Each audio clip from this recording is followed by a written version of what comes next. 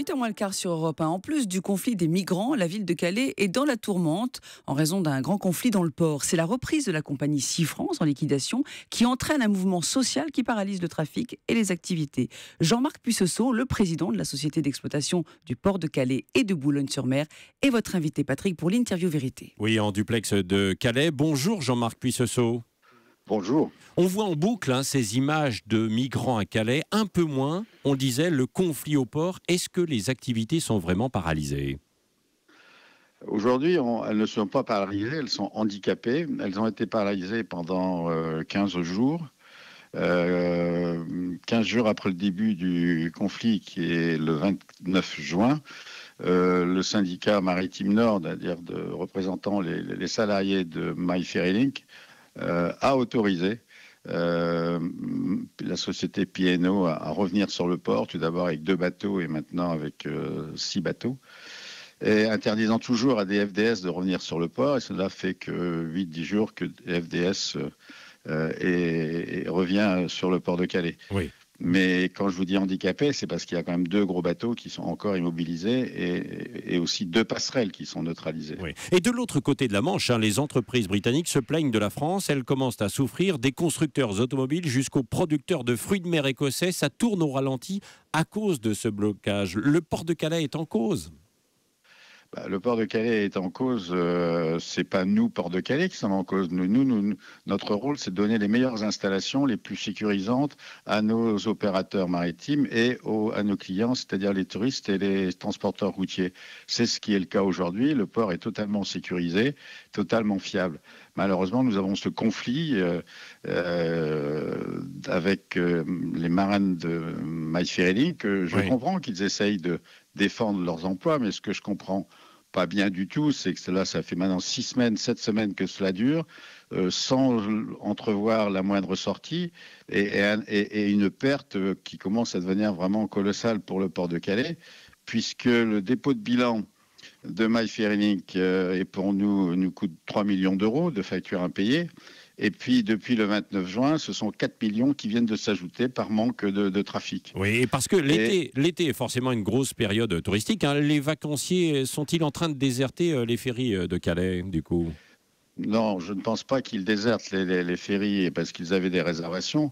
Par contre, ces opérations coup de poing, celles à nous avons assisté le 31 juillet, un jour de pointe, de décider de faire brûler des pneus sur un des accès principaux au port, des accès principaux au port, c'est quand même, je veux dire, c'est assassin. Et c'est ce qui a fait ma colère, c'est que un camion de pneus était déversé, on y a mis le feu, et la seule réponse que j'ai eue, nous allons mettre en place une dérivation, ce qui fait que tout le trafic allant vers le port de Calais s'est répandu dans la ville. Oui. Et en moyenne, dans une année, ce sont 5000 camions qui passent par le port de Calais, mais il y a avec des jours de pointe de 7 à 8 000. Et comme vous le dites très justement, le 31 juillet, c'était un pic de transport avec les touristes. Les touristes. Et quand ils viennent à Calais, quand ils veulent traverser ou quand ils reviennent pour reprendre le bateau, pour rentrer chez eux, et qu'ils sont obligés de perdre 2, 3, 4, 5 heures dans des embouteillages infernaux, ils ne peuvent pas conserver une bonne image de nous. Donc c'est pour ça que je dis aujourd'hui que ce conflit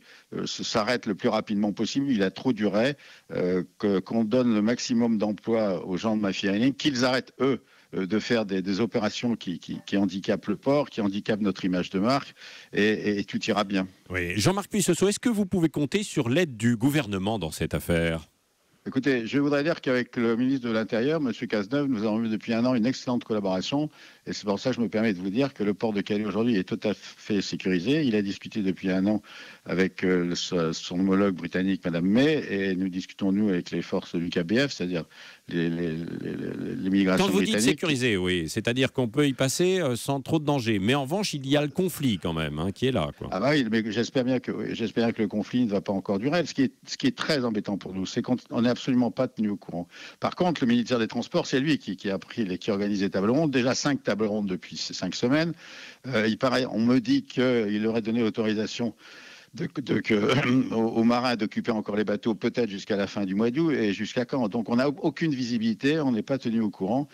Et ça, c'est assez difficile de diriger un port aussi important que celui de Calais lorsqu'on n'a aucune visibilité sur notre potentiel de passerelles. Car aujourd'hui, 2 passerelles sont immobilisées sur 5. Oui. Donc c'est presque 50% de passerelles en moins. Oui. Et nous sommes quand même aujourd'hui 1 840 000 camions dans l'année 2014, oui. avec un train qui est en augmentation. Oui. Est-ce que l'avenir du port est menacé du coup? Est-ce qu'il est rentable? Non, je ne crois pas. Non. D'ailleurs, nous allons commencer à partir de septembre la construction d'un nouveau port que nous avons appelé Calais Port 2015, qui vient de recevoir l'agrément de l'Europe avec une subvention européenne, subvention d'État. Donc non, le port de Calais n'est pas condamné, mais il va falloir quand même faire preuve, d'abord que le conflit s'arrête le plus vite possible, oui. Et ensuite il va falloir bien sûr redorer l'image du port de Calais. En tant que tel, le port de Calais n'est pas handicapé, mais il faut que cela cesse. Oui. Et surtout, il faut... Moi, je suis très triste de voir les condamnations, les critiques vis-à-vis des Britanniques. Nous aimons les Britanniques à Calais. Nous aimons les Anglais. Oui. Calais, Jean-Marc Puissosseau, Calais a été britannique jusqu'en 1558. Hein. Y a-t-il d'ailleurs toujours une culture british dans votre ville et votre région ? Oui, il y a une culture british et puis surtout ce sont de très bons clients pour la ville de Calais, pour les commerçants, les hôteliers, les restaurateurs.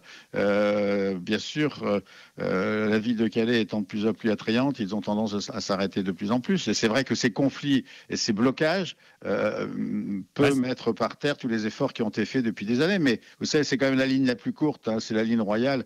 Donc j'espère que ce conflit va s'arrêter assez vite. Et j'espère que le ministre des Transports va nous tenir informés de l'évolution et que chacun mette un petit peu de bonne volonté. Et il faut que il faut qu'il s'arrête ce conflit. Nous avons perdu 50 000 camions depuis le 29 juin. Jean-Marc Puissosseau, Jean-Marc Puissosseau, comment prenez-vous la proposition d'un député britannique, justement, qui, avec un brin d'humour, mais de la provocation quand même, suggère, dit-il, que Calais redevienne justement anglais, puisque les Français n'arrivent pas à traiter le problème des migrants?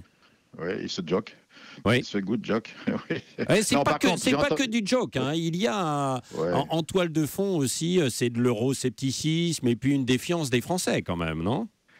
Écoutez, de la façon dont ça a été mené depuis le début, ce conflit, je pense qu'ils peuvent effectivement se gausser sur la façon dont ça a été mené. Ça, je ne peux pas leur donner tort. Par contre, je ne pense pas qu'il faille...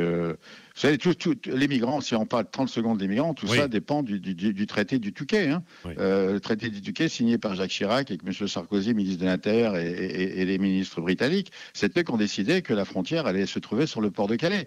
Maintenant, il faut remettre en cause les accords du Touquet pour que cela change. Mais encore une fois, moi, je ne critiquerai pas les Britanniques. Ils font vivre plus de 10 000 personnes dans la région. Oui, Jean-Marc Puissosseau, vous redoutez aussi une instrumentalisation politique qui a déjà commencé et qui pourrait encore monter en puissance avec les élections régionales à la fin de l'année. Hein. Écoutez, ce que j'entends m'inquiète effectivement. Je pense qu'il faut certainement arriver à avoir... Nous avons réussi par le ministre Cazeneuve à obtenir des aides pour sécuriser notre port. Eurotunnel, maintenant, vient de se voir aussi attribuer des aides. Donc, c'est une chose. Après, il faut quand même ensemble que les pays d'Europe et avec l'Angleterre, bien sûr, ils se réunissent et essayent de traiter correctement. On ne peut pas laisser un camp de toile se développer comme ça à 300 mètres du port. C'est pas possible, même si nous avons, nous, complètement sécurisé et que les migrants ne peuvent plus venir sur notre port comme c'était le cas il y a maintenant quelques mois. Mais c'est quand même un problème important, migratoire important, et il va falloir que une population très vite. Oui, une population qui vit mal quand même tout cela, quoi, aussi. Hein. La population calaisienne, je lui rends hommage parce qu'elle a été quand même, elle a été très très calme, mais je crois qu'aujourd'hui ça a un peu tendance à se calmer. Mais il ne faudrait pas que le nombre de migrants augmente. Aujourd'hui, vous savez, les migrants, aujourd'hui, dans le fond, ils sont regroupés dans un camp qui s'appelle Camp Jules-Ferry. Et puis la nuit, ils essayent de monter à bord de camions. Donc, dans la journée, ils se reposent. Donc, je ne crois pas qu'aujourd'hui, ça soit une grande gêne. C'est une grande gêne quand ils squattaient dans des quartiers de la ville et qu'on les voyait dans la ville. Aujourd'hui, on en voit beaucoup moins. Merci Jean-Marc Puissosseau, président de la Société d'exploitation du port de Calais et de Boulogne, Boulogne-sur-Mer, d'avoir répondu en direct sur Europe 1 en duplex de Calais ce matin, je le précise.